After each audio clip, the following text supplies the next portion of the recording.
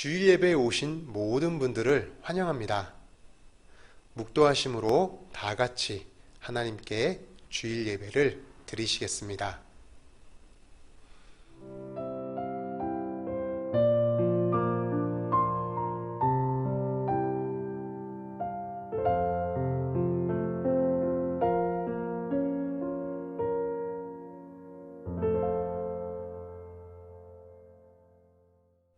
찬송하리로다. 주 이스라엘의 하나님이여, 그 백성을 돌보사 속량하시며 우리를 위하여 구원의 뿔을 그 종 다윗의 집에 일으키셨으니.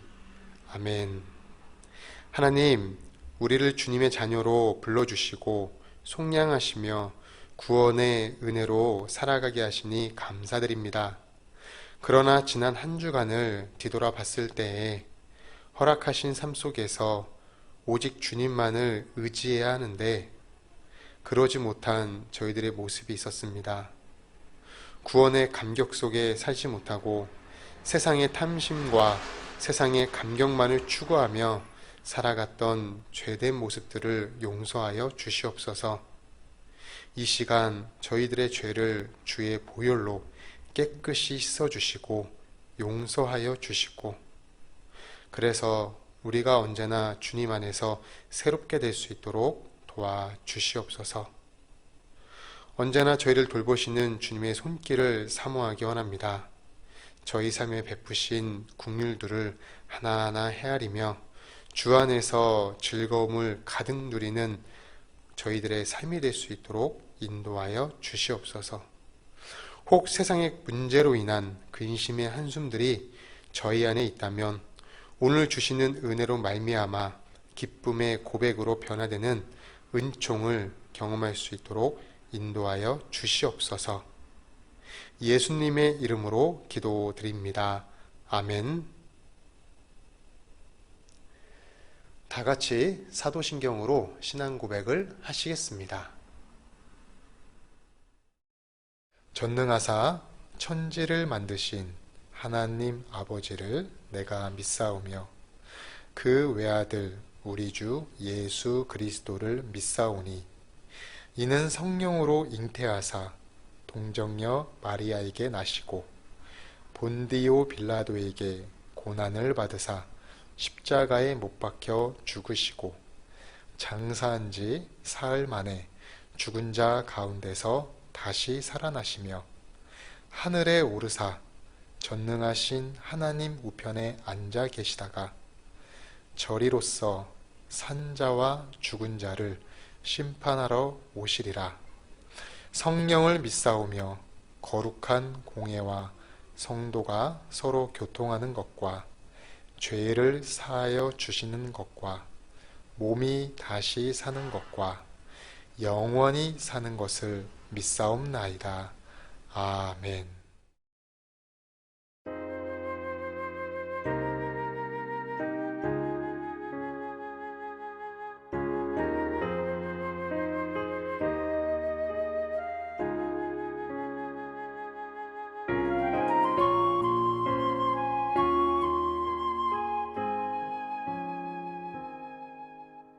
예수 우리 왕이여, 이곳에 오셔서 우리가 왕께 드리는 영광을 받아 주소서.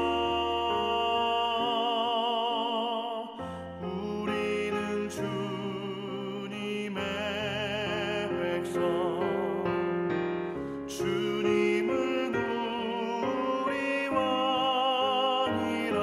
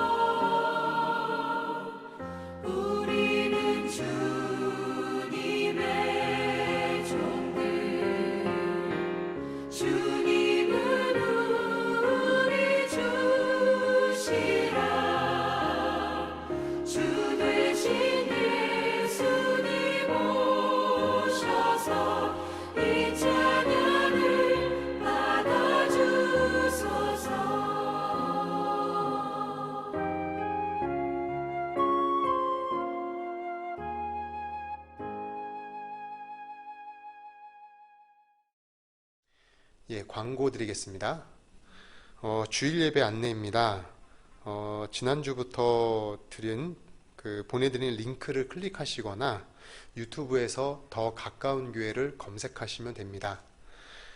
유튜브 링크가 주일 오전 8시부터 오픈이 되는데 각 장소와 시간을 정하셔서 하나님께 정성껏 예배를 드리시면 되겠습니다. 두 번째로 교회 이름입니다. 많은 분들이 의견을 주셨는데 더 가까운 교회로 이름을 정하도록 하겠습니다.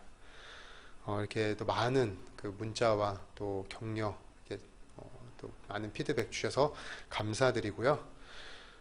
세 번째는 성탄 감사 예배입니다. 12월 25일 오전 8시에 그 유튜브 채널에서 오픈 예정이니까 앞서 말씀드린 대로 각 장소와 시간을 정하셔서 예배를 드리시면 되겠습니다. 저희가 이제 그 아이들을 위해서 사실 성탄 이제 감사 예배를 이제 같이 드려야 되는데 사실상 지금 이제 상황이 좀 여러 가지로 이제 그러지 못하는 부분에 양해를 해주시고, 그래서 특별히 그 성탄절을 맞이해서 우리 아이들이 있는 가정에 선물을 보내드리려고 합니다. 그래서 절대 부담 갖지 마시고 그 주소와 혹시나 제가 알고 있는 주소도 있지만 바뀐 분도 있기 때문에 그 선물 개수와 주소를 저에게 보내주시면 우리 아이들에게 성탄 선물을 보내드리도록 하겠습니다. 혹시나 어른인데 갖고 싶다 하시는 분이 있을 수도 있어요. 근데 어른은 참아주시고 그냥 다른 분한테 받으시는 걸로 하고요. 어린이만 있는 가정만 신청해 주시면 감사하겠습니다. 그 네 번째로 봉헌 계좌 관련인데, 사실 제가 지난주에 참 고민을 많이 했어요. 이 계좌를 놓는 게 맞는 건지, 참 이게 또 어떻게 보면은 이렇게 넣어서 너무 노골적인 부분이 좀 보이는 부분이 있지 않을까 하는 이제 그런 게 있어서 고민을 많이 했는데, 또 물어보시는 분들도 있고 좀 화면에 넣었으면 좋겠다 이렇게 얘기하시는 분들이 있고 해서 일단은 임시 계좌로 그 자막에 이렇게 띄우도록 하겠습니다. 그러면은 광고는 이 정도로 마치고요. 저희가 또 이어서 기도를 하도록 하겠습니다. 오늘 세 가지를 기도하려고 하는데, 먼저 하나님이 임재하시는 예배가 될 수 있도록, 그래서 지치고 힘든 마음을 만져주시는 오늘 이 시간이 될 수 있도록 기도해 주시고요. 병으로 또 여러 문제로 고민하고 아파하는 우리 성도님들이 있습니다. 지체들이 있습니다. 그분들 상황 가운데 하나님께서 함께하여 주셔서 여러 가지 문제들이 잘 해결될 수 있도록 기도해 주시고, 또한 지난번에 말씀드린 대로 예배 처소가 잘 마련되려고 하는데 그 남은 문제들이 잘 순적하게 이루어질 수 있도록, 은혜롭게 잘 이루어질 수 있도록 기도해 주시면 감사하겠습니다. 함께 우리 기도하겠습니다. 하나님 감사합니다. 하나님 주님께서 함께 해주시고 오늘 이렇게 또 영상으로 예배 드릴 수 있게 하시니 감사드립니다. 오늘 예배 가운데 하나님께서 임재하여 주셔서 하나님 정말 지치고 힘들고 한 주 동안 참 세상 속에서 살다가 어려운 마음들이 있습니다. 그 마음들을 만져주시고 어루만져 주셔서 다시금 힘을 얻고 소생할 수 있는 우리 각 성도님들의 상황과 마음들이 될 수 있도록 도와주시고, 오늘 예배가 그런 예배가 될 수 있도록 주님께서 허락하여 주시옵소서. 병으로 인해서 또한 여러 가지 질환으로 또한 여러 가지 삶의 문제로 고민하고 걱정하는 부분들이 있습니다. 이분들 한 분 한 분 주님께서 그 상황을 아시오니 하나님 그들의 기도에 응답하여 주시며 그들의 그 모든 상황들을 함께하여 주시고, 그래서 언제나 우리가 믿을 것은 주님밖에 없사오니 주님의 도우심이 우리의 삶들 가운데 우리의 그 어려운 심령 가운데 찾아와 주셔서 붙들어 주시고 이끌어 주시는 은혜를 경험할 수 있도록 도와주시옵소서. 하나님, 우리 더 가까운 교회가 예배 처소를 주님께서 은혜 가운데 잘 마련하려고 하고 있습니다.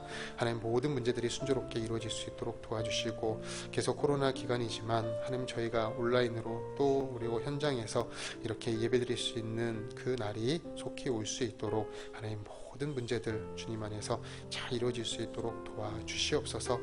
하나님 감사드립니다. 오늘 귀한 날을 허락하여 주셔서 이렇게 주님께 예배드리는데 이 예배를 통해서 주님 기뻐 받아주시고 무엇보다 우리가 오늘 기도했던 모든 내용들이 하나님 안에서 땅에 떨어지지 않고 모두 하늘로 상달되어 주님께서 이루시는 역사들을 경험할 수 있는 오늘 하루의 시간 또 앞으로의 신앙생활 될 수 있도록 도와주시옵소서. 감사하며 예수님 이름으로 기도드립니다. 아멘.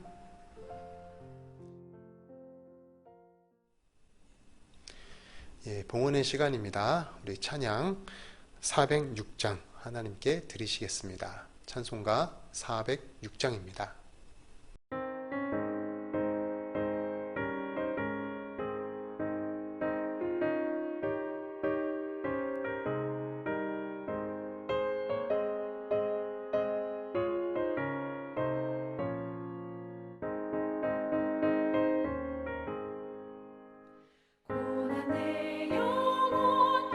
쉴 곳과 용량이 이뤄도 완전한 보고 폭풍까지도 다스리시는 주의 영원한 팔을 지혜 주의 영원하신 팔 함께 하사 항상 나를 붙드시니 어느 곳에 가든지 요동하지 않음은 주의 팔을 의지함이라. 세상 친구들 나를 버려도 예수 늘 함께 동행함으로 주의 은혜가 충만하리니 주의 영원한 팔을 지혜 주의 영원하신 팔 함께 하사 항상 나를 붙드시니 어느 곳에 가든지 요동하지 않음은 주의 팔을 의지함이라.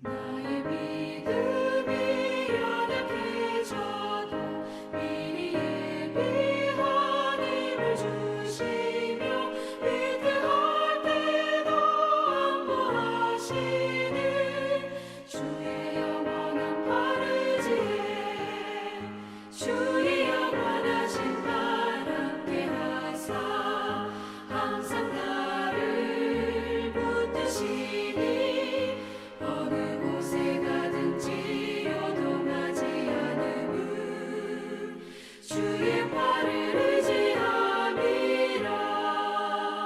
능지 못한 것 주께 없으니 나의 일생을 주께 맡기면 나의 모든 짐 대신 지시는 주의 영원한 팔을 지혜 주의 영원하신 팔 함께 하사 항상 나를 붙드시니 어느 곳에 가든지 요동하지 않음은 주의 팔을 의지함이라.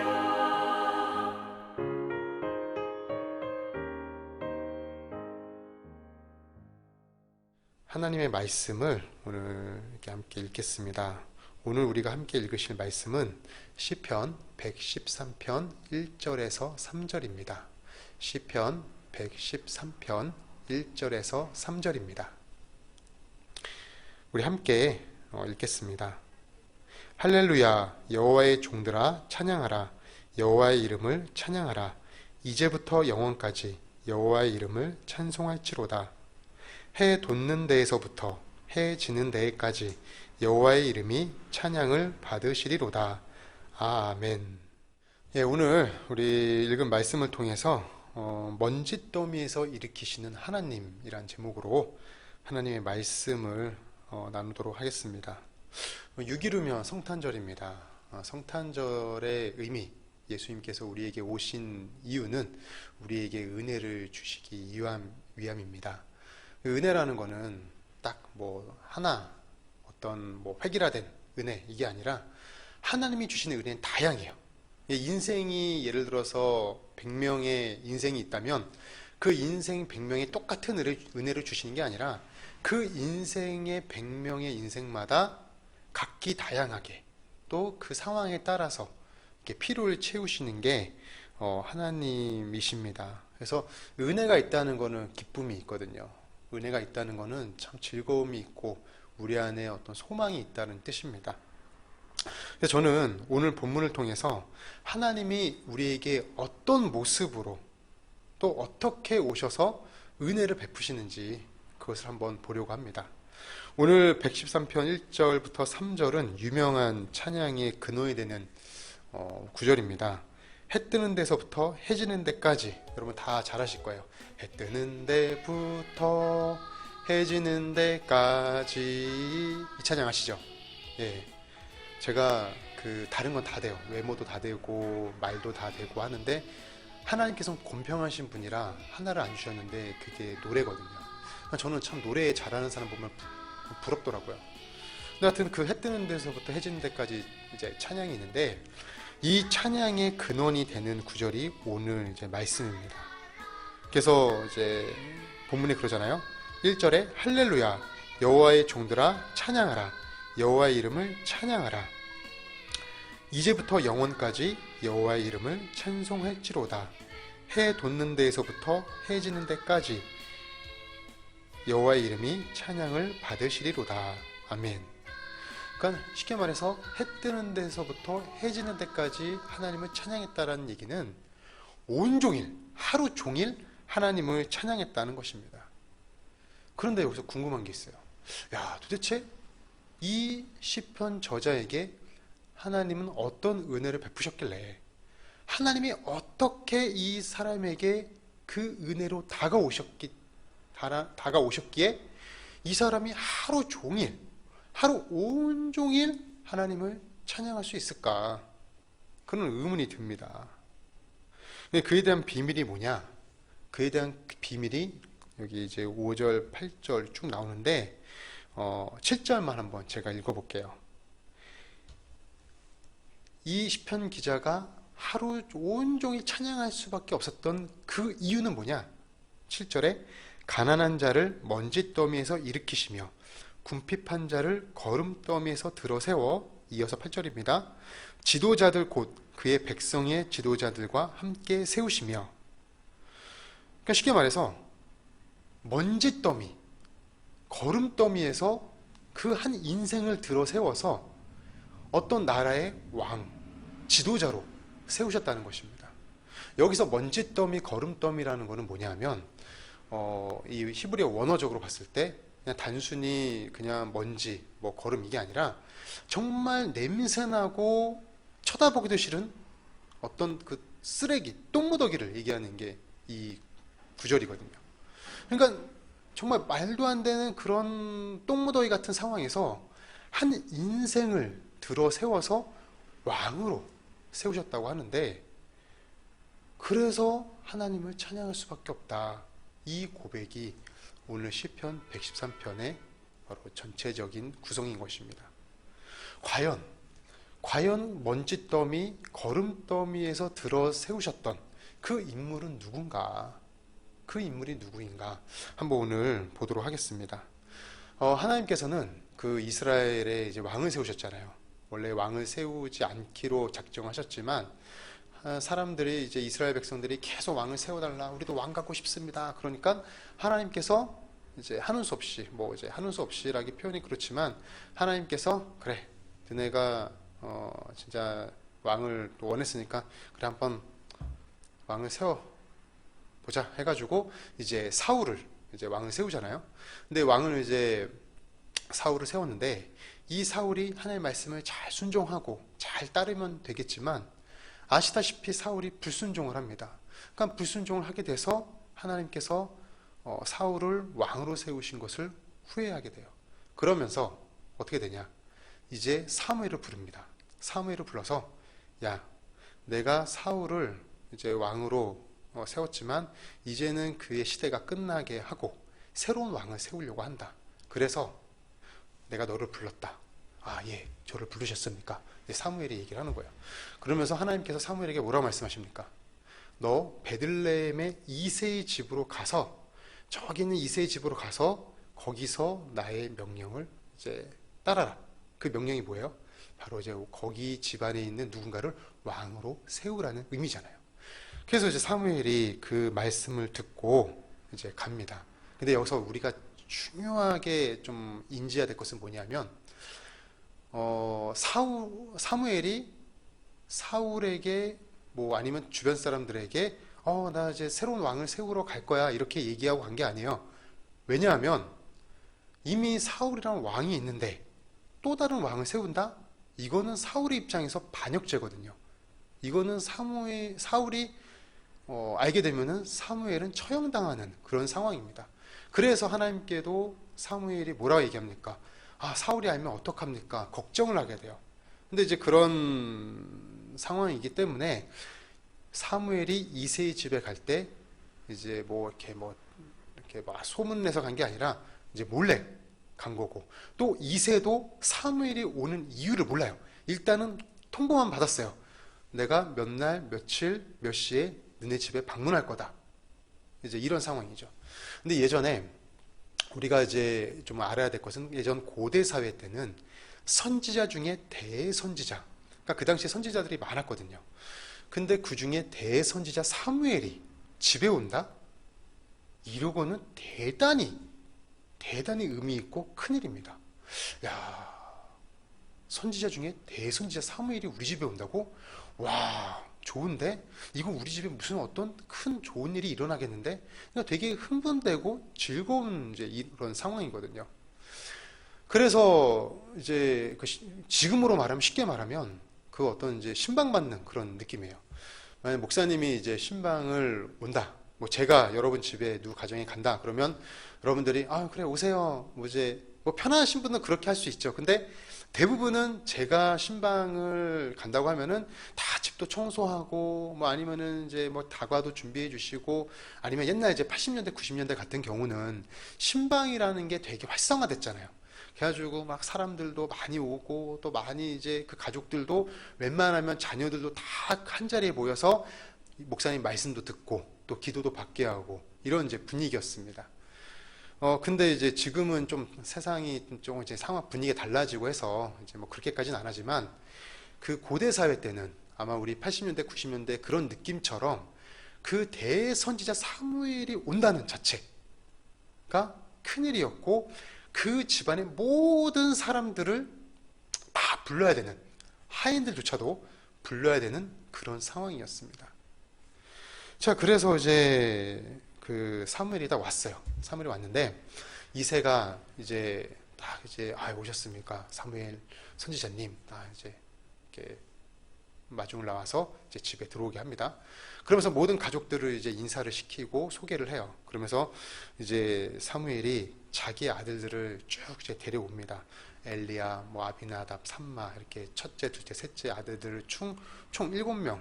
그러니까 원래는 한 명이 더 있었잖아요. 우리가 알듯이 다윗이 있었죠. 근데 하여튼 현재는 집안에 7명의 아이들을 다 이제 사무엘에게 인사를 시키는데, 사무엘은 이제 온 이유를 알잖아요.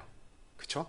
그래서 한 명 한 명을 쭉 보는데, 엘리야, 아비나답, 삼마 이렇게 쭉 보는데, 그 전까지 말씀하셨던 하나님께서, 하나님의 그 어떤 말씀이 여기서 침묵을 해요. 아무런 사인이 안 와요. 하나님께서 뭔가 사인을 주시고 말씀하셔야 되는데, 아이들을 쭉 봤는데 아무런 말씀이, 감동이 오지가 않습니다. 그래서 이제 사무엘이 이새에게 얘기합니다. 야, 너 얘들이 다냐? 하니까 이새가 그제서야 한 명이 있긴 있는데, 그 막내가 있긴 있는데 걔는 양을 치러 보냈습니다. 근데 걔는 그냥 신경 쓰지 마시고 여기 우리가 식사를, 그러니까 음식을 많이 준비했거든요. 이거를 드시면서 여기 오신 이유를 좀 말씀해 주시죠. 이제 이렇게 얘기를 했다는 기록이 있어요. 여기 한번 보세요. 사무엘상 16장 11절에 또 사무엘이 이새에게 이르되 내 아들들이 다 여기 있느냐? 이새가 이르되 아직 막내가 남았는데 그는 양을 지키나이다. 사무엘이 이새에게 이르되 사람을 보내어 그를 데려오라. 그가 여기 오기까지는 우리가 식사 자리에 앉지 아니하겠노라. 네, 이렇게 얘기하죠. 정확히 애들이 다냐라고 사무엘이 물어보니까 이새가 하는 얘기가 한 명이 있긴 있는데 걔는 양을 치러 보냈습니다. 근데 이제 걔는 좀 신경 쓰지 마시고 그냥 좀 자리에 앉아서 식사하시죠. 이렇게 얘기하니까 사무엘이 하는 얘기가 야, 웃기지 마라. 걔 데려와라. 걔 데려오지 않으면, 양을 치는 그애 데려오지 않으면 나는 식사 자리에 앉지 아니하겠노라. 음식 먹지 않고 나 기다리겠다. 이 얘기예요. 그래서 저는 이 말씀 보면서 좀 의문을 들어요. 아니, 막내가 아무리 양을 치러 갈 수도 있습니다. 급한 일 때문에 뭐 그 자리에 참석 못할 수도 있죠. 선지자가 있는 자리에 참여를 못할 수도 있는데 선지자가 얘기를 해요. 그것도 대선지자 사무엘이 걔 어디 있느냐? 막내 양을 치고 있습니다. 걔 데려올까요? 그러면 이게 맞는데 그냥 걔를 막내를 이새는 데려올 생각을 안 해요. 다윗을 부르려는 어떤 그런 생각이 없습니다. 사무엘이 말하니까 그제서야 12절에 이에 사람을 보내어 다윗을 데려오라고 합니다. 왜 이새는 다윗을 미리 집에 들어오라고 하지 않았을까? 저는 이런 의문이 들더라고요. 혹은 사무엘이 데리고 오라고 했을 때 양을 지킨다고 핑계를 대면서 왜 데려오는 것을 주저했을까? 우리가 좀 이런 상황들을 좀 이렇게 생각해 보시면서 이 본문을 한번 읽어보시면 좋을 것 같아요. 근데 이제 이거에 대한 추측들이 있습니다. 왜 이새가 다윗을 사무엘이 오는 이 귀한 자리에 참여시키지 않았을까? 첫 번째, 양을 지키는 자기 때문에 너무 성실해서 또 일손이 딸려서 뭐 이런 얘기를 하는데 여러분 이거는 성경을 잘 몰라서 하는 얘기들이에요. 이새는 아까 말씀드린 대로 베들레헴 지역의 유지입니다. 부자예요. 하인들이 너무나 많습니다. 심지어 여러분 그 17장에 다음 장, 그러니까 사무엘상 16장 다음 17장에 이스라엘과 블레셋이 전쟁을 하는데 거기서 그 다윗에게 이제 이새가 뭐라고 시켜요? 그 첫째, 둘째, 셋째가 이제 군대를 가지 않습니까? 그 전쟁터로 가는데 그 전쟁터에 나간 형들의 안부를 묻고 오라고 음식들을 주면서 다윗을 보내요. 근데 그때 보낼 때 다윗이 거기 구절에 뭐 어떻게 돼 있냐? 17장 20절에 다윗이 아침에 일찍이 일어나서 양을 양지키는 자에게 맡기고 양을 양지키는 자에게 맡겼대요. 그럼 되게 신기하지 않습니까? 양을 지키는 자가 있었어요. 그 집에는. 근데 그 위험한 전쟁 때는 양을 양지키는 자에게 맡기고 도시락 가져가라고 하고 대선지자 사무엘이 오는 자리에서는 양을 치고 있었다? 성실했기 때문에 일손이 딸려서 사람이 없어서 이거는 성경을 그냥 어떻게 보면 잘 이렇게 전체적으로 보지 못하고 그냥 하나만 보고 우리식의 관점에서 생각했을 때 이런 해석이 나오는 겁니다. 절대 양을 치는 그 일이 너무나 중요했기 때문에 성실해서 그것 때문에 다윗이 그 선지자가 오는 자리에 참여 안 한 게 아니에요. 두 번째는 막내라서 이런 얘기들이 있습니다. 막내기 때문에 그때는 지금도 그렇지만 옛날에는 고대 사회라서 장자 선호 사상이 심했기 때문에 막내는 필요 없었다. 근데요, 제가 말씀드렸잖아요. 그 당시도 고대 사회 뭐 지금이야 이제 많이 이제 뭐 여성 인권 우리가 이제 서로 이제 남성 여성 모두 이제 평등한 삶 이렇게 이제 인권이 신장되고 잘 됐지만 불과 뭐 우리 저 어렸을 때만 하더라도 그 아들과 딸이라는 드라마 있었어요. 그때 막 이제 그 보신 분은 알겠지만 귀남이 후남이 해가지고 제가 알기로는 최수종하고 김희애가 나왔는데 그 어머니가 아들만 이제 막 귀하고 막 딸은 되게 차별하고 맞아 이런 상황이었거든요. 그러니까 이제 뭐 여기서는 이제 아들과 딸 이 상황에서 뭐 안 맞을 수도 있겠지만, 그러니까 그 제 얘기는 뭐냐면 고대 사회라서 당연히 장자 선호 사상이 있었고 우선주의 있었습니다. 근데 막내라서 빠졌다? 아 얘는 선지자 이렇게 오는 자리에 낄 자리가 아니라서 안 왔다? 그럼 그 얘기가 아니에요. 무조건 선지자가 오면 게다가 사무엘과 같은 대선지자가 오는 자리면 무조건 모든 사람들이 다 와야 됩니다. 와서 그 말씀을 들어야 돼요. 왜냐하면 그건 하나님의 말씀이기 때문에 하나님의 말씀이 어떤 말 할지 모르니까 다 들어야 됩니다. 모든 그 가족들이. 근데 막내라서 안 부른다? 말이 안 돼요. 그리고요, 옛날에 고대사회, 우리 그 야곱의 경우를 생각해 보세요. 야곱 아들 요셉가 아니라 요셉. 그 요셉도 물론 야곱의 입장에서 사랑하는 그 아내, 라헬의 아들이었기도 했지만, 그래서 더 사랑하는 것도 있었지만, 막내라 해가지고 차별하거나, 막내라 해가지고 어디 못 끼거나, 뭐 안 데려오거나 그런 게 없었어요. 오히려 막내라고 해가지고 천대받는 분위기가 고대사회 때는 아니었습니다. 그러면 지도자감이 아니라서 우리는 이거를 알아요. 다윗이 나중에 왕으로 기름 부음을 세운다. 이걸 알기 때문에 이런 관점에서 이 말씀을 보다 보니까 이세가 첫째, 둘째, 셋째는 왕의 감인데 다윗은 너무 어리고 좀 연약하고 유약하니까 왕의 감이 아니기 때문에 안 불렀다. 여러분, 제가 뭐라 그랬습니까? 분명히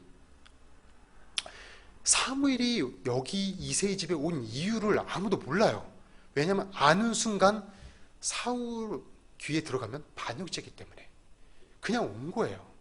그러니까 제가 말씀드린 대로 양을 치는 자라서 다윗이 양을 치는 자라서 막내라서 뭐 지도자감이 아니라서 뭐 아니면 외모가 뭐 어떻다. 그럼 이런 얘기들은 전혀 근거가 없고 어떤 논리적으로 맞지가 않습니다. 우리가 여기서 봐야 될 게 뭐냐? 지금 뭐 아까 말씀드린 대로 그런 여러 가지 우리가 좀 그렇게 공부도 하고 또 그렇게 말씀도 듣고 했지만 결국은 이새가 다윗을 이 자리로 안 부른 이유가 분명히 있다는 거예요. 그걸 우리가 알아야 돼요. 그래서 저는 이 사무엘상 말씀을 보면서 도대체 다윗이 이 가정에 이 이새와 이 형들과 다른 가족들의 상황 그 입장에서 과연 어떤 존재였을까? 저는 의문이 많이 들었습니다. 왜냐? 성경에서 그걸 말해주고 있거든요. 성경에서 여러 근거들이 있거든요. 한번 볼까요? 아까 이제 그 이스라엘과 블레셋이 전쟁을 했다 그랬잖아요. 그 사무엘상 17장에. 근데 이제 레위기법 20살이 되면 이제 군인으로 이제 나가는 이제 그 레위기법이 있어요. 그래가지고 그 레위기법에 따라서 우리가 알고 있는 엘리압, 아비나답, 삼마 이 세 아들이 바로 20살이 넘었기 때문에 군대로 갑니다. 근데 이제 그런 상황에서 아마 군대 보내신 자녀 이제 부모님들은 아실 것 같아요. 그 군대를 솔직히 말해서 그냥 어떤 뭐 남자다움 뭐 이런 게 아니라 군대를 보내고 싶습니까? 안 보내고 싶습니까? 당연히 안 보내고 싶은 게 부모 마음이에요. 그쵸? 근데 이 이세 입장에서 아들 3명이나 지금 군대를 보냈는데 어떻게 보면 생사의 갈림길. 지금 우리 군대 보내는 것도 어떤 생사의 갈림길은 아니잖아요. 물론 어떤 사고도 있고 여러 가지 어려움도 있고 하지만 지금 이 이스라엘 입장에서 이세 입장에서 이스라엘의 군인으로 간다는 것은 지금 블레셋과 전쟁 중이기 때문에 죽을 수도 있는 상황입니다. 위험한 상황이에요. 그런데 그 어떤 형들의 안부, 자기 자녀들의 이제 첫째, 둘째, 셋째 안부를 물으러 누굴 보낸다? 다윗을 보내요. 이게 이해가 됩니까? 하인을 보내는 게 맞아요. 하인을 보내는 게 어떻게 보면 고대 사회의 그런 상황과 입장 속에서 그게 더 적절합니다. 근데 이새는 이상하게 그 세 명의 아이나 군대에 갔는데 막내 다윗을 음식을 주면서 형들의 안부를 물으라고 보내요. 위험한 전쟁터에. 저는 참 이해가 안 되더라고요. 그래서 갔어요. 다윗이 이제 음식을 가지고 갑니다. 그죠? 이제 그 음식을 가지고 이제 가는데 딱 가자마자 형들이 한 얘기가 뭐예요? 야, 다윗 어떻게 왔어? 이 위험한 전쟁터에 어떻게 왔어? 야, 오지 말지.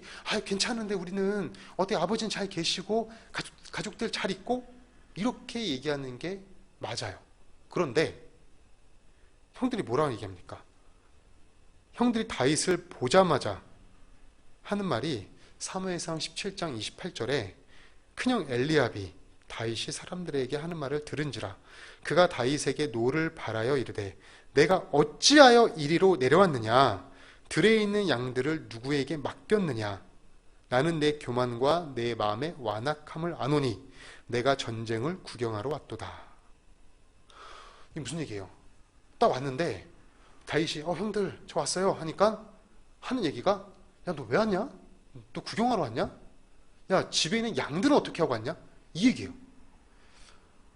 부모님이 어떤 아들을 군대 면회를 갔는데 어머니 아버지 감사합니다. 면회 와주셔서 감사해요. 제가 군대에 오니까 진짜 그 부모님의 사랑을 알겠어요. 이렇게 얘기하는 게 아니라 아니 집에 있는 강아지 초코라고 합시다. 그 이름을 초코는 어떻게 하고 왔어요? 집에 있는 고양이는 어떻게 하고 왔어요? 뭐하러 왔어요? 나 고생하는 거 구경하러 왔어요? 이렇게 얘기하면은 이거는 말도 안 되는 자식이죠. 이거는 상식에 벗어난 그런 말입니다. 그런 말을 지금 다윗의 형들이 하고 있다는 거예요. 즉 다윗은 형들의 입장에서 양보다 못한 존재를 받고 있는 그런 상황이에요. 양보다 못한 취급을 받고 있습니다. 그리고 다윗이 시편 51편 5절에 뭐라고 고백했느냐? 다윗은 죄악 중에 어머니가 자기를 낳았다고 해요. 근데 저는 이 죄악이란 게 어떤 원죄, 우리가 그렇게 생각할 수 있는데 이 죄악을 히브리어 원어로 보면요, 이건 원죄가 아니라 윤리적인 죄를 이야기합니다. 윤리적인 죄를 이야기하고 있는 거예요. 그리고 시편 22편 10절에서 다윗은 모태에 나올 때부터, 그러니까 젖을 먹을 때부터 하나님을 의지하였다고 합니다. 그러니까 하나님을 자기는 태어날 때부터 하나님밖에 의지할 수밖에 없는 상황이었다. 하나님밖에 의지할 수가 없었다. 아니, 갓난 기가 뭘 한다고? 다윗이 자기 인생을 뒤돌아봤을 때 그럴 수밖에 없던 상황이 분명히 있었다는 거예요. 그런 표현이거든요. 시편 27편 10절에도 뭐라고 표현하냐? 내 부모는 나를 버렸으나 여호와는 나를 영접하시리이다. 내 부모는 나를 버렸대요. 그런데 여호와는 나를 영접하시리이다. 이렇게 우리가 가족들이 다윗을 대하는 태도와 다윗의 시편의 고백들을 보았을 때 하나의 궁금증이 생깁니다. 과연 다윗은 이 가족들에게 어떤 존재일까? 가족들에게 있어서 도대체 어떤 취급을 받고 있는 그런 상황인가? 여러분 궁금하지 않으십니까? 저는 이런 말씀을 보면서 되게 궁금했어요. 바울도 자기를 괴수 중에 괴수라고 표현하고, 모세도 어떤 자신을 이제 죄인으로 고백하는 그런 부분도 있었지만, 다윗은 이상하게도 그 어떤 상황들, 가족들이 대하는 태도와 또한 시편의 고백들이 뭔가 석연치 않는 그런 가정의 문제들이 있는 것을 좀 볼 수가 있는 것 같습니다. 그래서 이걸 한번 좀 살펴보는 게 좋을 것 같아요. 우리 역대상 2장 13절에서 16절을 보면은 이제 누가 나오냐? 그러면 여기 사무엘상 16장에는 다윗의 누나들이 안 나오거든요. 근데 나중에 이제 사무엘 하가 이르러서 아니면 역대상 하에 보면은 이제 그 역대상에 보면은 다윗의 이제 누나들이 이제 나옵니다. 근데 여기서 되게 중요한 게 있어요. 뭐가 중요하냐? 그 다윗의 누나가 수루야와 아비가일인데 이 수루야와 아비가일의 아빠 이름이 누구냐 하면은 바로 나하스예요. 이세가 아니라 나하스. 수루야와 아비가일의 아빠가 이세가 되어야 되는데 나하스라는 인물로 나옵니다. 그래서 이 사무엘하 17장 25절 그래서 정확히 이제 이게 나오는데 제가 후반절만 읽을게요. 나하스의 딸 아비갈과 동침하여 그를 낳았으며 이 아비갈이 바로 아까 이제 제가 말씀드렸던 역대상 2장 13절 16절에 나오는 그 다윗의 누나 바로 수루야와 아비가일이라는 혹은 아비갈 그러니까 아비가일하고 아비갈은 동일 인물이에요. 이 수루야와 아비가일이 나오는데 이 여기서 아비가일의 아빠 이름이 누구냐? 나하스라고 하는 거예요. 나하스. 그래서 성경에 나하스의 딸 아비갈, 나하스의 딸 아비가일 이렇게 이제 성경에 나오거든요. 그러면은 나하스가 이세냐? 이렇게 이제 우리가 질문할 수 있는데 이세와 나하스는 동일 인물이 아닙니다. 성경은요. 만약에 이름이 바뀌거나 아니면 이름이 두 개가 있으면은 분명히 그 이유를 얘기를 해요. 호세아에서 여호수아로 이름이 바뀌었어요. 바울은 이름이 히브리식 이름이 사울이 있고 로마식 이름이 바울이 있고 또한 기드온도 여룻발이라는 이름으로 별명으로 불렀어요. 그러면 정확히 성경은 이런 사유들을 이야기합니다. 근데 성경 66권 어디에도 이세와 나하스가 동일 인물이라는 얘기를 안 해요. 그러면 다른 인물이라는 거예요. 다른 인물. 나하스의 딸들은 뭔가 수루야와 이제 아비가일인데 근데 이세의 아들은 다윗이다? 지금 좀 뭔가 이상하죠. 근데 다윗이 이제 이런 얘기를 할 수 있어요. 그러면은 그 다윗의 누나들이 수루야와 아비가일이고 그 아빠는 나았으니까 그럼 다윗이 이세의 친아들이 아닌 거 아니야? 이렇게 얘기할 수 있어요. 그러면요 진짜 크나큰 문제가 생겨요. 이단되는 거예요. 이단 이거는. 왜냐하면 예수님의 족보는 다윗의 그 뿌리에서 이세의 뿌리에서 나오게 돼 있어요. 다윗의 족보를 이루어야 이세 다윗이 족보를 이루어야 바로 예수님의 그 족보가 완성되는 겁니다.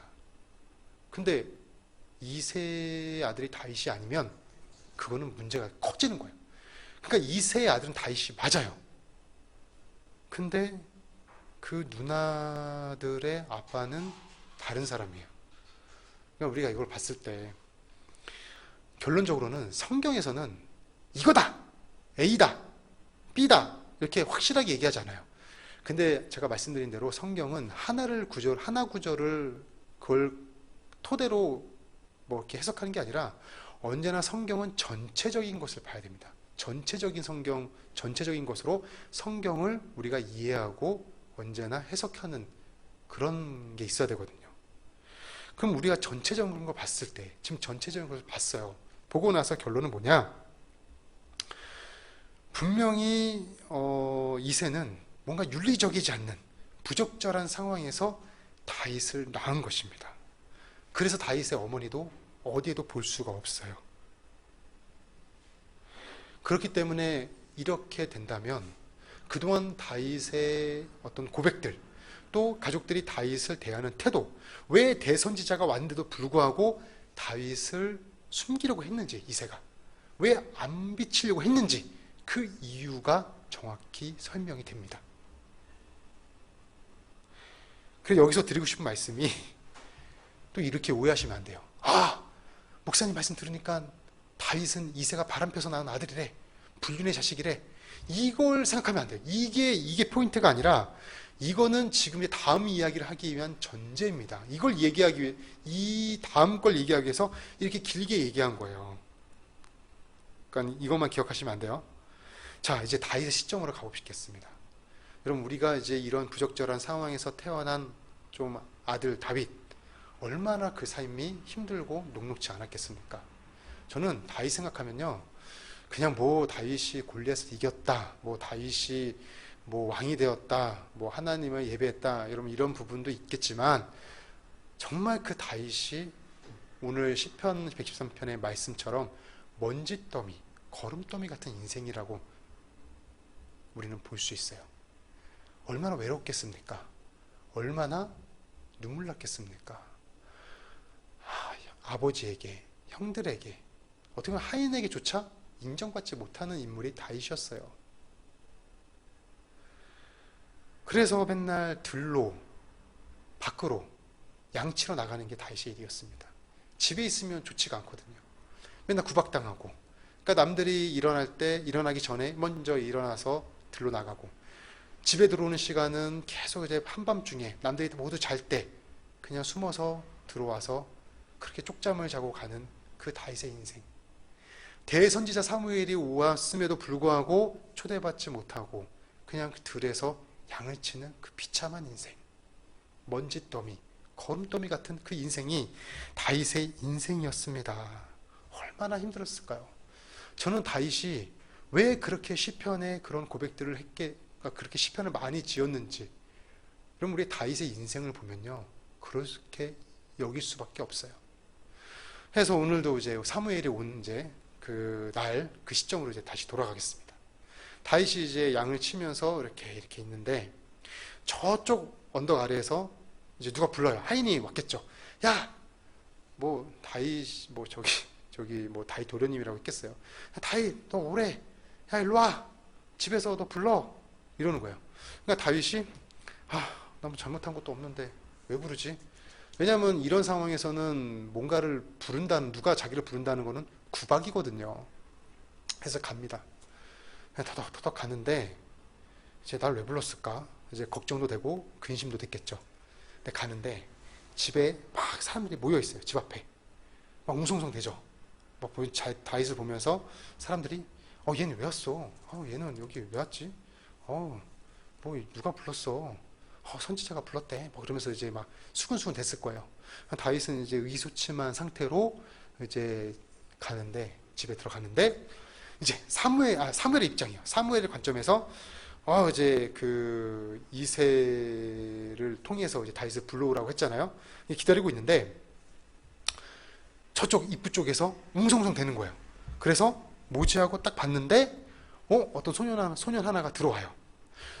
다윗도 사무엘을 이제 보는데 어떻습니까? 아버지 옆에 어떤 인물이 있는데, 저 사람이 사무엘인가 보다 하고 이제 같이 쳐다봤겠죠. 눈이 마주치는 순간 어떤 일이 일어나냐? 그동안 침묵하셨던 하나님께서 사무엘을 이새 집에 보내서 왕을 세우기 위해서 보내셨는데, 그 엘리압과 아비나답과 나답, 다윗의 형들을 볼 때는 아무런 얘기도 없으셨던 하나님이 사무엘이 다윗을 보자마자 바로 그 마음에 감동을 주시면서 뭐라고 말씀하세요? 바로 얘다 가서 기름을 부으라, 이 얘기를 하시는 거예요. 여러분, 이게 정말 대단한 사건입니다. 하나님께서 사무엘이 다윗을 보자마자 말씀하시고 또 기름을 부으라고 하시는데, 여기서 되게 중요한 게 있어요. 뭐냐면, 잘 보세요. 사무엘이 사울과 다윗에게 둘 다 왕으로 기름을 붓습니다. 똑같이 부어요. 근데 명확한 차이가 있어요. 이걸 아셔야 돼요. 뭐냐면 먼저 사무엘상 10장 1절에 이에 사무엘이 기름병을 가져다가 사울의 머리에 붓고 되어 있어요. 기름병을 가져다가 사울의 머리에 붓고, 그리고 사무엘이 기름 뿔병을 가져다가 그의 형제 중에서 그에게 부었더니, 다윗을 얘기하는 겁니다. 똑같이 부었어요, 기름을 왕으로. 근데 명확한 차이 뭔지 아시겠어요? 뭡니까? 바로 기름을 담긴 용기의 차이예요. 사울은 기름병이었어요. 다윗은 기름 뿔병이었습니다. 병은 뭡니까? 히브리어 원어로도 영어 성경으로도 플라스크, 병으로 되어 있어요. 깨어지는 거, 유약한 거. 무슨 얘기냐? 이미 하나님께서 사울을 왕으로 세우셨을 때부터 이미 사울의 왕국은 영원하지 않다. 유약하다. 깨어질 것이다. 이걸 상징했던 거예요. 근데 다윗은 뭡니까? 기름 뿔병이에요.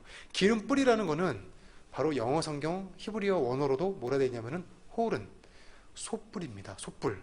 당시의 소는 뭐냐? 성경에서 고대 사회에서 소라 솥불을 상징하는 거는 견고함, 또한 완전함, 영원함을 뜻하는 것입니다. 그래서 다윗을 통해서 하나님께서 영원한 나의 왕국을 이루겠다라는 그 결심과 그 다짐을 섞인 그 대목이에요.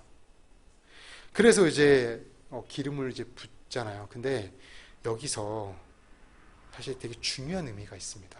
중요한 의미가 뭐냐? 바로 솥불에 담긴 그 은혜가 있는데, 솥불에 그 기름, 솥불병에 담긴 그 기름의 은혜가 있는 게 뭐냐면, 다윗을 통해서 제가 말씀드린 대로 견고한 나라를 세우는 것과 함께 또 하나는 뭐냐면 갈아엎는 거예요. 소의 역할은 뭡니까? 소는 지금이나 고대 사회나 소의 가장 큰 역할은 먹는 부분도 뭐 지금이야 있겠지만 그때는 농사예요. 밭을 가는 거거든요. 소는 밭을 갈아엎는 역할을 하는 겁니다. 하나님께서 다윗을 통해서 솥불에 담긴 그 은혜는 뭐냐면, 그 비밀은 뭐냐면 다윗을 통해서 바로 사울로 인해서 흐르고 있는 인본주의적 신앙관을 갈아엎어야 말겠다는 그 다짐과 함께 또 하나 중요한 게 뭐냐면, 이게 중요해요. 이것 때문에 지금 여기까지 온 겁니다. 이것만 기억하시면 돼요. 다윗에게 있는 그 집안적인 상황 속에서 그 아픔과 그 아버지와 형제들과 그 여러 가지 상황 속에서 받았던 모든 아픔과 상처와 그 외로움과 그 소외된 그 모든 것들을 내가 갈아엎고야 말겠다라는 그 의지가 바로 담겨 있는 것이 오늘 장면이에요. 그래서 사무엘이 기름을 부었을 때 어떤 얘기가 나오냐? 사무엘이 기름 뿔병을 가져다가 그의 형제 중에서 그에게 부었더니 이날 이후로 다윗이 여호와의 영에게 크게 감동되니라. 여기서 감동이란 게요, 그냥 단순히 감동됐다, 은혜 받았다, 이게 아니라 이 원뜻이 뭐냐면 태풍이 몰아쳐서 완전히 쓸어퍼뜨린 거 있잖아요. 우리나라도 태풍 올 때 어떻습니까? 뉴스 보거나 이렇게 현장 보시면은 완전히 모든 것이 엎어지잖아요. 그죠? 그런 것처럼 그 감동되었을 때, 그 다윗이 기름을 부었을 때 그냥 감동이 아니라 성령께서 힘으로쳐 오시면서 다윗에게 있는 그 아픔과 상처와 그 모든 부정적인 마음들을 모두 갈아엎어 주시는 그 은혜가 있었다는 것입니다. 이게 바로 솥불병에 담긴 갈아엎음의 은혜라는 거예요. 먼지더미 같은, 그 거름더미 같은 인생 속에서 하나님께서 다윗을 뭘로 세우셨어요? 갈아엎음의 은혜를 통해서 세우시고 다시 만들어 주시고, 그 아픈 것들, 상처들 다 소멸시켜 주시고, 근심 걱정 소멸시켜 주시고, 뭘 주셨어요? 담대한 마음을 주셨습니다. 그 담대함이 있었기 때문에 나중에 사무엘상 17장에서 누구랑 싸워요? 골리앗과 싸울 수 있는 것입니다. 다윗이 그 감격에 있었어요. 다윗이 그 갈아엎음의 은혜를 받았기 때문에 그 안에는 그 감격이 언제나 그를 지배하고 있었습니다. 그래서요, 다윗이 시편을 그렇게 하나님께 감사 고백할 수 있었던 것, 또한 수많은 적들에게 쫓기면서도 하나님께 원망하지 않았던 이유는 그 안에 갈아엎음의 은혜가 함께 있었기 때문입니다. 갈아엎음의 은혜를 경험했기 때문이에요. 저는 여러분들이 이런 갈아엎음의 은혜를 경험했으면 좋겠습니다. 우리가 살면서 또 2021년 우리가 이제 어떻게 한 주가 남았는데, 그쵸, 한 주? 2주 남았나요? 예. 근데 그 상황 속에서 참 우리가 뒤돌아봤을 때 우리 인생을 살면서 여러 가지 아픔이 있고, 다이처럼 먼지더미에 빠질 때도 있고, 거름더미에 빠질 때도 있고, 참 눈물 나는 그런 어려운 상황들이 있습니다. 근심도 있고, 걱정도 있고, 혹여나 어떤 병의 문제로 인해서 참 이 병 때문에 내가 힘들고 어려운 부분도 있고 눈물 나는 부분도 있습니다. 근데 그런 상황일지라도 우리가 낙심하지 말아야 될 것은, 하나님이 우리에게 주시는 은혜는 기름병과 같은 깨어지고 연약한 은혜가 아니라 기름불에 담긴, 솥불에 담긴 그 기름의 은혜거든요. 갈아엎음의 은혜입니다. 하나님께서 이 시간 여호와께서 감동되게 하시니라 이 말씀을 우리에게 주시면, 그 갈아엎음의 은혜를 통해서 우리 안에 있는 그 걱정과 근심과 아픔과 고민과 모든 그 외 상처와 그동안 어렸을 때 혹여나 다른 사람한테 받았던 모든 상처, 모든 아픔들 모두 갈아엎어 주시고, 모두 소멸시켜 주시고, 또한 내 안에 있는 어떤 질병, 이런 부분도 하나님께서 모든 면역 체계를 갈아엎어 주셔서 다시금 일어설 수 있는, 다시금 회복될 수 있는, 혈관이 막힌 자가 있다면 혈관을 갈아엎어 주셔서 다시 한번 뚫어지게 하시고, 주님 암세포가 있습니까? 하나님 갈아엎어 주셔서 그 암세포도 완전히 소멸되게 하시고, 주님 몸 안에 어떤 큰 질병이 있습니까? 그것도 갈아엎어 주시옵소서. 주님의 힘을 차오르는 그 갈아엎음의 은혜로 말미암아 내가 다시 일어서기 원합니다. 다시금 회복되기 원합니다. 이렇게 고백하시는 우리 성도님들 되시길 바라겠습니다. 그래서 다윗은요, 그 사울에게 쫓기는 상황 속에서라도 아까 말씀드린 대로 하나님께 원망하지 않았는데, 더 중요한 게 있어요. 사울을 2번이나 죽일 수 있음에도 불구하고, 2번이나 죽일 수 있었거든요. 그런데도 사울을 죽이지 않았습니다. 그래서 의아하게 생각한 그 다윗의 이제 동료 신하가 물어봐요. 아니 다윗, 이 사울을 죽일 수 있는 기회인데 왜 안 죽였습니까? 근데 거기서 다윗이 되게 이상한 대답을 해요.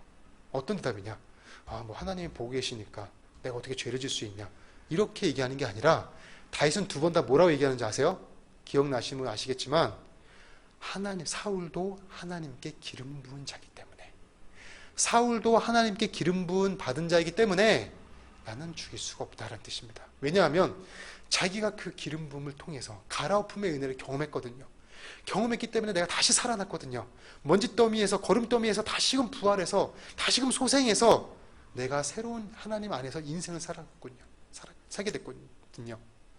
나 혼자인 줄 알았는데, 나가 왜 태어났는지, 왜 내가 여기서 이 들판에서 이렇게 외롭게 정말 눈물 나면서 사는지, 그 이유를 내가 몰랐는데, 이 세상에 이 만물을 창조하신 하나님께서 나를 언제나 지켜보고 계셨고, 나와 함께 하셨고, 또한 나를 찾아와 주셔서 나에게 갈아엎음의 은혜를 통해서 나를 다시금 일으켜 세우셨구나. 그 감격이 다윗의 인생의 평생에 지배했던 것입니다.